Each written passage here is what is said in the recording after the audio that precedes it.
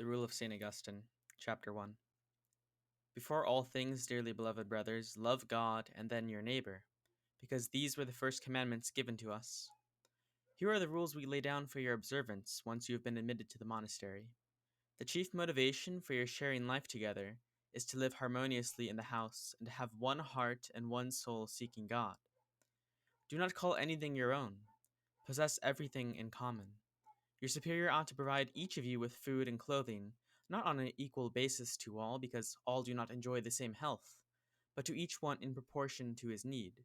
For you read in the Acts of the Apostles, they possessed everything in common, and distribution was made to each in proportion to each one's need.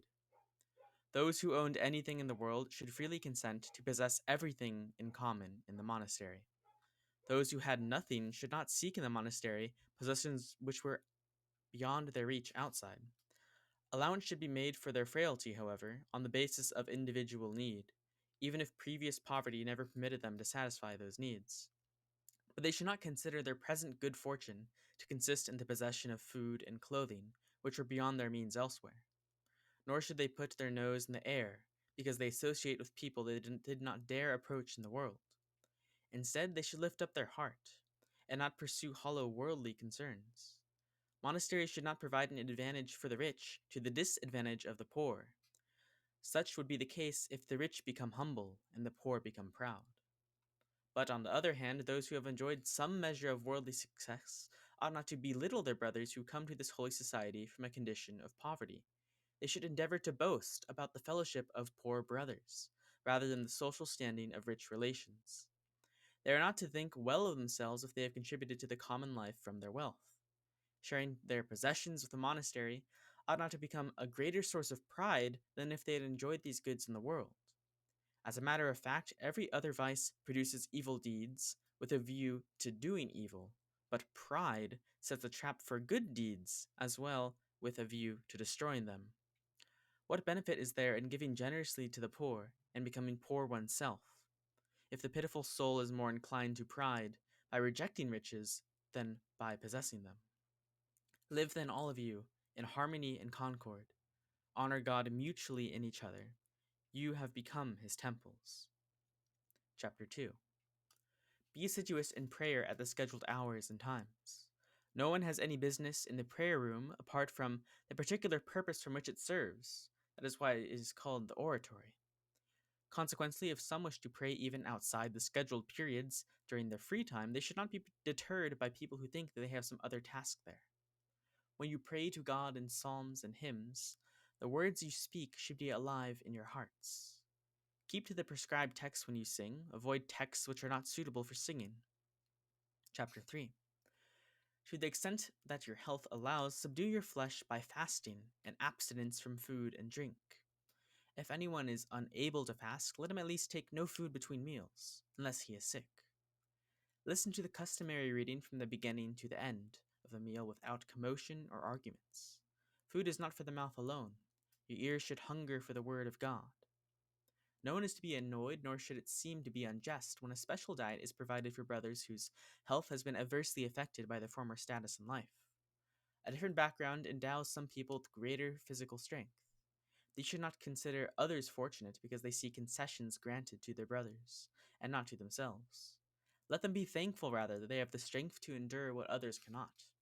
If food, clothes, a mattress, or blankets are given to those who come to the monastery from a more comfortable manner of life, the more robust individuals to whom such things are not given, and who are on this account more fortunate, ought to recall how much affluent people have altered their lifestyle in order to embrace the present one, even though the frugality practiced by stronger brothers continues to elude them.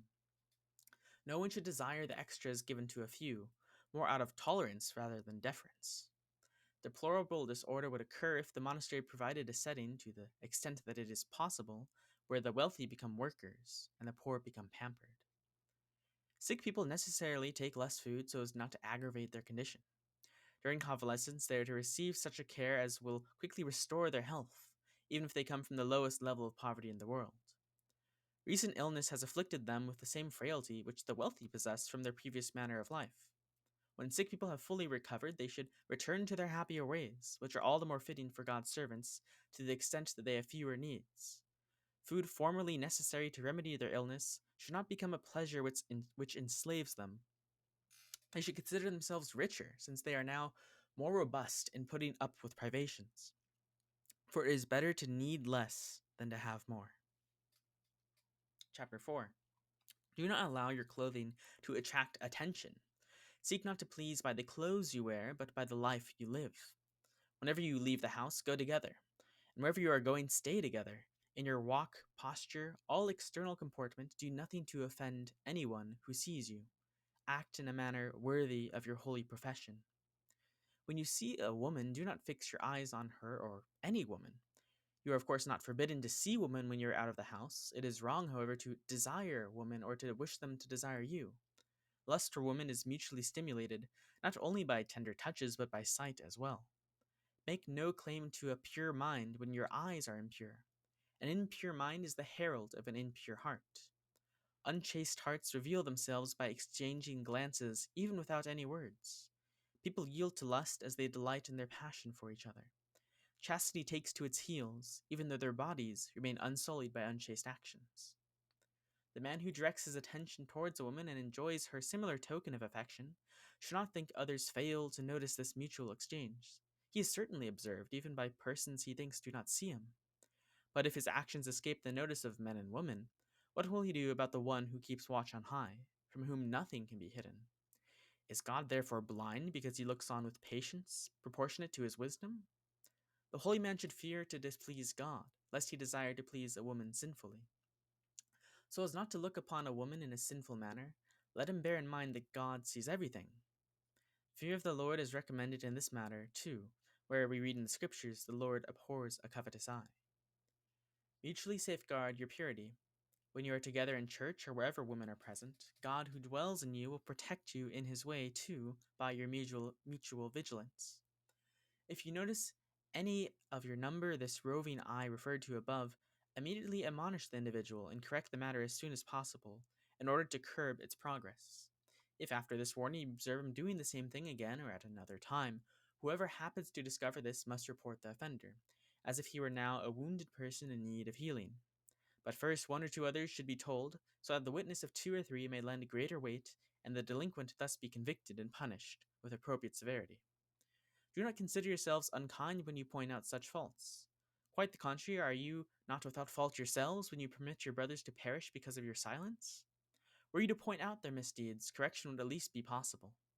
If your brother has a bodily wound which he wished to conceal for fear of surgery, would not your silence be cruel and your disclosure merciful? Your obligation to reveal the matter is, therefore, all the greater, in order to stem the more harmful infection in the heart. If he neglects to mend his ways after such an admonition, he should first be reported to the superior before his behavior is revealed to others, whose task it is to expose his failing in the event of his denial, so that his misconduct may not somehow be withheld from others after he has been corrected privately. But if he denies the charge, then others are to be summoned without his knowledge, so that he can be accused in the presence of all, not by a single witness, but by two or three. When convicted, he must submit to the salutary punishment determined by the judgment of the superior, or even that of the priest whose authority embraces such matters. If he refuses to submit to the punishment, even if he is not determined to leave, expel him from your society. Even this is not an act of cruelty, but of mercy, to prevent the contagion of his life from infecting more people. Diligently and faithfully, then, attend to my words about suggestive glances at women. Such advice holds for detection, prevention, disclosure, proof, and punishment of other offenses, with love for the person and hatred for the sin. Whenever anyone has gone so far in misconduct as to receive secretly from a woman letters or small gifts of any kind, if he confesses the matter freely, pardon him and pray for him. If, however, he is detected and proved guilty, he is to be rather severely corrected according to the judgment of the priest or the superior. Chapter 5. Keep your clothes in one place under the care of one or two, or as many people may be needed to air them out and prevent damage from moths. Just as a single storeroom furnishes your food, so a single wardrobe should supply your clothing. Pay as little attention as possible to the clothes you receive as the season requires. Whether each of you receives what he has turned in or what was worn by someone else is of little concern, so long as no one is denied what he needs.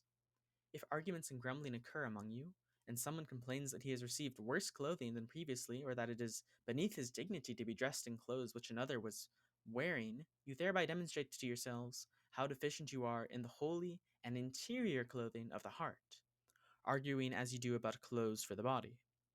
Even though one caters to your weakness and you receive the same clothing, you are to keep the clothes you are not wearing at the present time in one place under common supervision.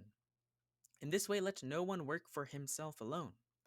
All your work should be done for the common purpose, with greater zeal and more concentrated effort than if each one worked for his own private purpose. The scriptures tell us love is not self-seeking. We understand this to mean the common good takes precedence over the individual good. The individual good yields to the common good.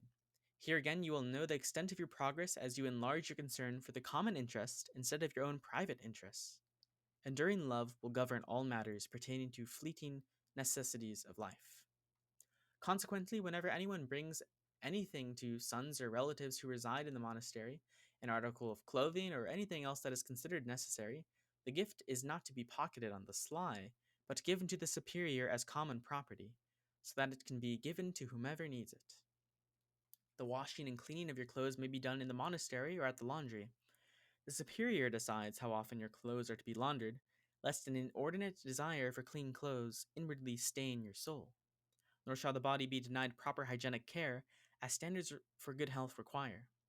Do this without grumbling, following the advice of a physician. In the event a brother is unwilling to comply and the superior gives strict orders, he shall do what has to be done for his health. If a brother desires something which is harmful, he ought not to satisfy his desire. Desires are sometimes thought to be salubrious when they are really injurious. Whenever a servant of God says he is not feeling well, take his word without hesitation, even though the source of pain is not apparent. If uncertainty continues whether or not the remedy he desires would really make him better, consult a physician. Whenever necessity requires a visit to the public baths or any other place, no fewer than 2 or 3 should go. When someone has to leave the house, he ought to go with companions designated by the superior, not with the persons of his own choosing. Care of the sick, whether the convalescent or those currently ill without any ailment, even though they are not running a temperature, shall be assigned to someone who shall personally obtain from the storeroom whatever he regards necessary for each individual. Those responsible for food, clothing, or books are to serve their brothers without grumbling. Books are to be requested at definite hours each day. Requests made at other times will be denied. Those responsible for clothes and shoes shall promptly honor their request for either when anyone expresses the need. Chapter 6. Either have no quarrels or put an end to them as quickly as possible, lest anger grow into hatred, make timber of a splinter, and turn the soul into the soul of a murderer. Thus you read anyone who hates his brother is a murderer. Whoever has offended another with insults or harmful words, or even a serious accusation, must remember to right the wrong he has done at the earliest opportunity. The injured must remember to forgive without further bickering. If they have offended each other, they shall mutually forgive their offenses for the sake of your prayers. The more frequent your prayers are, the sounder they ought to be.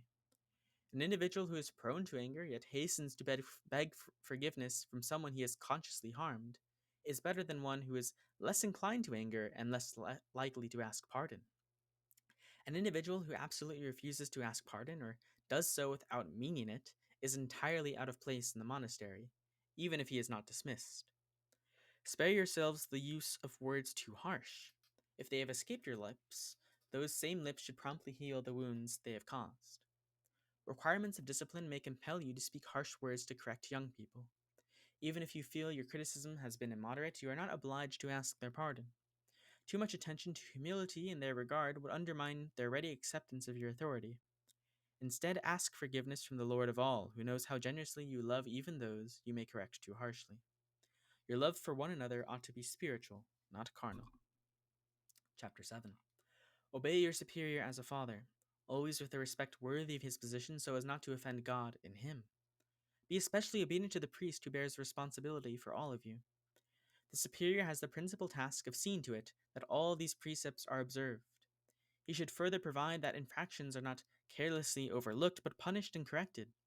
He must refer matters which exceed his competence and power to the priest who has greater authority over you. Your superior should regard himself to be fortunate as one who serves you in love, not as one who exercises authority over you. Accord him the first place of honor among you, but in fear before God he shall lie prostrate beneath your feet. Let him be a good model of deeds for everyone. He shall restrain the restless, cheer the faint-hearted, support the weak, with patience towards all. He shall willingly embrace discipline and instill fear. While both are necessary, he shall strive, nonetheless, to be loved by you rather than feared, mindful always that he will be accountable to God for you. By being obedient, you manifest more compassion not only for yourselves, but also for him, because the higher position among you is all the more perilous. Chapter 8. The Lord grant you the grace to observe these precepts with love, as lovers of spiritual beauty, exuding the fragrance of Christ by the goodness of your lives. You are no longer slaves under the law, but a people living in freedom under grace. These precepts should be read to you once a week so that you will see yourselves in this little book as in a mirror, and not to neglect anything through forgetfulness. When you find yourselves doing what has been written here, thank the Lord, the giver of all good gifts.